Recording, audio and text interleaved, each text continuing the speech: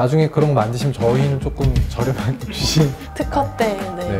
감사합니다. 네. 대장균한테 키운 거를 아이스크림에 넣어서 먹어라. 이거 사람들이 먹기에 되게 거부감이.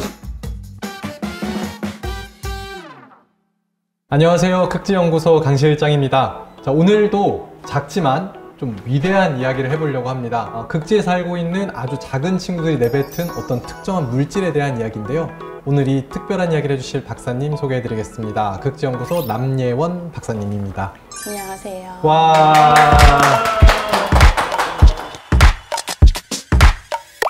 박사님, 저 우리 극지연구소 좀 보셨나요? 네, 봤습니다. 네. 첫 코너 뭔지 아시죠? 네. 그럼 오늘 좀 이제 다 아시니까 바꿔볼게요. 이제 본인을 13글자로 표현해 주시면 됩니다. 13글자요? 네. 몇 글자로 준비했는데? 네. 12글자? 아니요, 13글자. 네. 극지연구소에서 있는 세균 술사. 오, 급히 이걸 13자 맞춰주셨어요.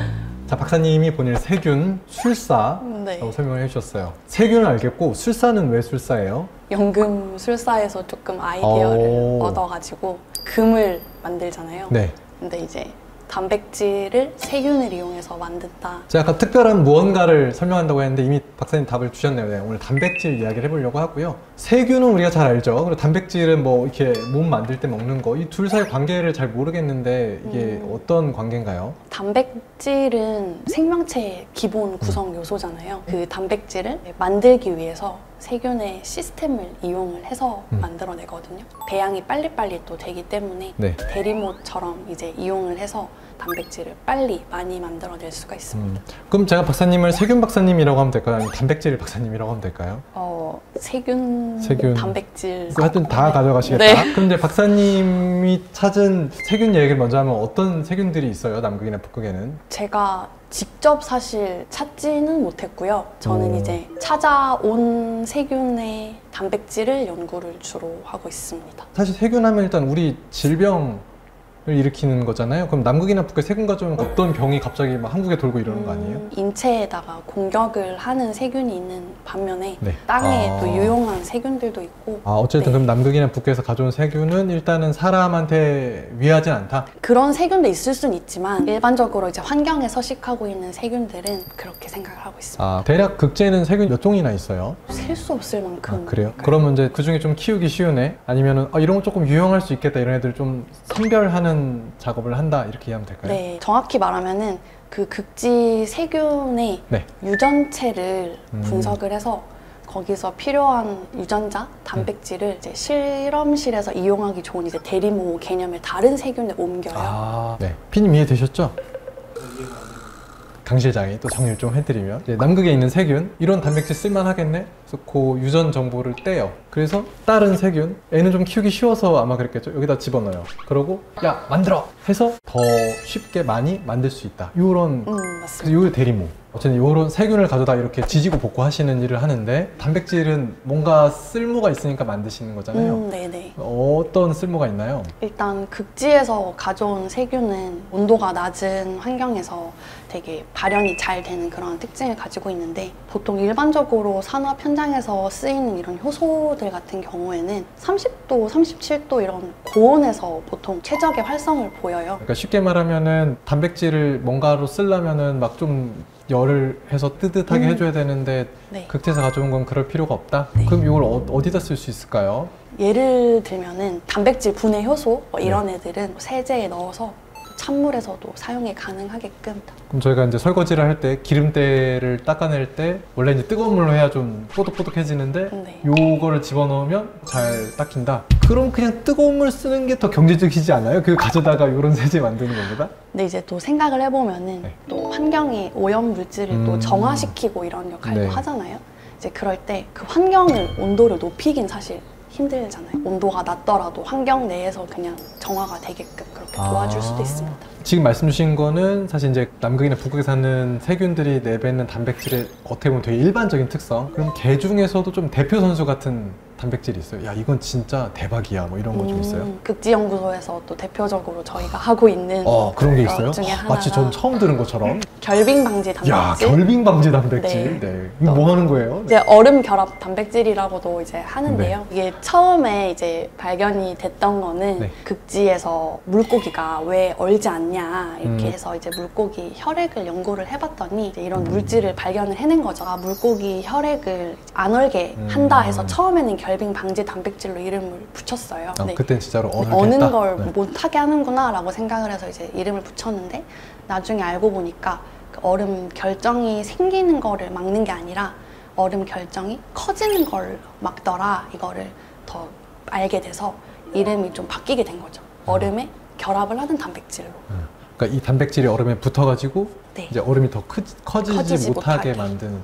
얘는 왜 대표 선수예요 그런데? 혈액을 안 얼게 해서. 그럼 우리 피에는 근데 우리 피가 얼 일은 어차피 없는데? 혈액을 얼릴 일도 사실 있죠. 왜냐하면 보관을 오래 해야 되잖아요. 그렇죠, 그렇죠. 네, 뭐 정자나 난자나 혈액이나 줄기세포 이런 것들은 이제 보관을 오랫동안 해야 되니까 그럴 때 이제 이용을 할 수도 있습니다. 근데 지금도 그런 뭐 정자은행이나 난자은행들이 있고 거기서도 뭔가 동결시키는 기술들이 있는 건데 이게 더 갖는 강점 같은 게 있는 거예요? 지금 현재 일반적으로 사용하고 있는 동결 보존제 중에 이제 대표적인 게 DMSO라고 하는 물질이 있는데 독성을 가지고 있거든요.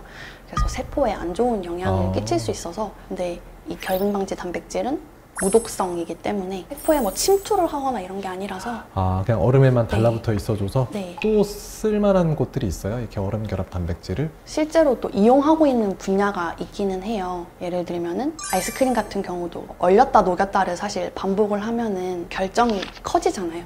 아이스크림 한번 녹았다 다시 냉동 얼리면은 푸석푸석해. 네. 그럴 때 이제 이 단백질을 넣으면은 부드러운 거를 얼렸다 녹였다 해도 계속 유지가 되는 거죠. 근데 엄청 비싼 거 아니에요? 지금도 아이스크림 막 1,000원 이러는데 이거 들어가면 갑자기 3,000원이야. 그래서 고급 아이스크림에만 사용을 한 걸로 알고 있습니다. 하피겐즈 뭐 이런 거. 네. 그러면 대리모 얘기를 안 했네. 대리모는 뭐 하던 친구예요? 대리모는 대장균이라고 생각을 하면 오늘 되게 위험한 친구들이 많아요. 세균, 대장균. 네. 사실 이거 설명 되게 잘해주셔야 될 게 얼핏 들으면 남극에 있는 세균의 성분을 뽑아서 대장균한테 키운 거를 아이스크림에 넣어서 먹어라. 이건 사람들이 먹기에 되게 거부감이 크게 들 것 같아요. 대장균이 만들어낸 걸 먹으라고 하니까. 근데 이게 진짜 일상생활에 되게 너무 일반적으로 많이 사용이 되고 있는데 대표적인 예시가 타미플루 있잖아요. 타미플루 같은 경우도 이렇게 대장균에서 단백질을 만들어내서 그거를 이용을 하는 대표적인 예시입니다. 근데 아까 박사님 잠깐 얘기를 해주셨는데 정작 박사님은 직접 남극이나 북극을 가시지 않고 남이 가져다 준 걸로 연구를 하신다고 했어요. 네. 이게 안 가도 연구를 할 수 있는 거예요? 이제 생태학을 연구를 하시는 분들의 경우에는 매년 극지로 가서 거기에 있는 극지 생물종을 모니터링을 하거나 아니면은 생물 군집을 계속해서 변화를 체크를 하거나 펭귄들을 막 네네 그렇게 해야 되지만 이제 저희처럼 유전자 아니면 단백질 이렇게 세포 수준의 생명 현상을 연구하는 이런 분자 생물학자들은 이제 한 번 사실 샘플링을 해오면은 몇 년치 연구를 할 수 있는 데이터가 만들어져요. 그렇기 때문에 오랫동안 안 가도 연구를 할 수가 사실 있는 거죠. 한 번도 안 가고도 할 수 있는 거예요, 그러면? 그럴 순 있지만 네. 이제 직접 간다면 네. 아마 열정을 가지고 찾아서 채집을 해오지 않을까 그럼 생각을 박사님 하고 가고 있습니다. 싶으신데 못 가시는.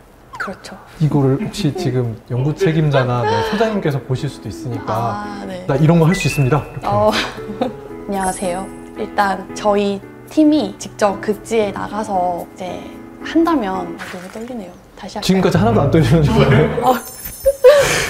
네. 저희 팀이 극지에 나간다면은 세균들을 찾고 단백질을 찾아내고 싶어하는 열정이 강한 만큼 다양한 환경, 담수, 해빙, 토양 이런 데서 유용한 단백질을 가지고 있는 그런 세균들을 꼭 찾아올 수 있지 않을까 생각하고 있습니다. 좀 더 강하게 이래서 내가 가야 된다. 뭐 이런. 젊고 열정이 있는 연구원들이 가면은 채집을 더 잘해올 수 있지 않을까. 또 원하는 만큼 만나지지 않을까요? 그런 가능성이 있는 세균들을. 와. 네. 그럼 박사님의 목표는 극지에서 찾은 무언가로부터 우리 실생활에 쓸만한 실질적인 무언가를 만들어내는 건가요? 네. 그럼 나중에 그런 거 만드시면 저희는 조금 저렴하게 주신. 특허 때. 네. 네. 감사합니다. 네. 알겠습니다. 네, 오늘 박사님 일단 시간 내주셔서 감사하고 우리 오늘 극지에 세균도 있고 우리한테 뭔가 유용한 물질로 쓰일 만한 걸 좀 찾고 있고 연구하고 있다라는 설명을 해주셨습니다. 네, 다시 한번 출연해 주셔서 감사드리고요. 극적으로 엔딩 보셨죠? 네. 네, 극지 하시면 됩니다. 하나, 둘, 셋. 극지.